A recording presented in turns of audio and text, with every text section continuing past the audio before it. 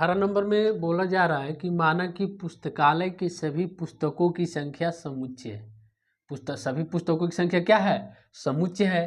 तथा R A पर relation क्या दिखा रहा है जी? तो एक्स को वाई, एक्स और वाई में पृष्ठों की संख्या समान है। रिलेशन आपको यह बता रहा है कि एक्स और वाई में पृष्ठों की संख्या क्या है? समान है। द्वारा परिभाषित संबंध है, द्वारा परिभाषित संबंध है। तो इसमें भी आपको इक्विवेलेंस रिलेशन ही दिखाना है। सिमेट्रिक, रिफ्लेक्सिव और ट्रांजिटिव तीनों दिखाना है। रिलेशन क्या दिखा रहा है जी? तो रिलेशन यहाँ पे लिख देते हैं, रिलेशन एक्स कोमा वाई है, एक्स और वाई, जहाँ कर रहा है एक्स और वाई में पृष्ठों की संख्या समान है, समान है, ठीक ना।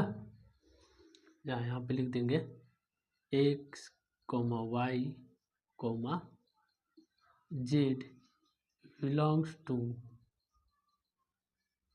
ए, समुच्चय ए से, ठीक।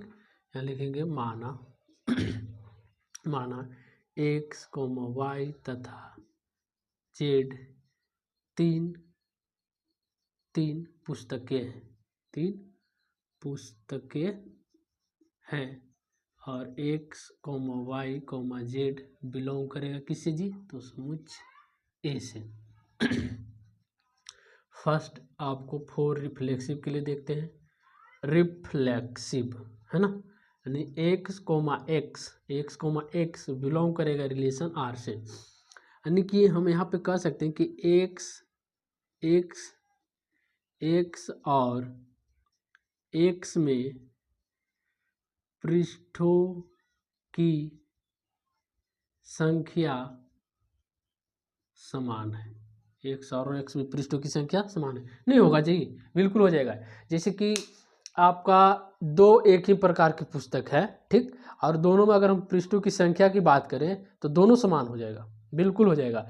तो यहाँ पर वही लिखें कि एक्स कोमा एक्स में पृष्ठों की संख्या समान हो जा रहा है, यानी कि जब ये बराबर हो रहा है तो हम यहाँ कह सकते हैं कि आर इज रिफ्लेक्सिव, या रिफ्लेक्सिव है। अब आप लोग को नहीं लगता है हमें कि आप लोग को कहीं पर अब दिक्कत होगा रिफ्लेक्सिव सिमेट्रिक में, इतना बताते आ रहे हैं। अब आप लोग अच्छी तरह से समझ रहे हैं ना इस सब बात को। सिमेट्रिक के लिए चेक करते हैं तो x comma y belongs to relation R, and हम यहाँ पे लिख सकते हैं कि एक्स और वाई दो पुस्तक है में पृष्ठों की संख्या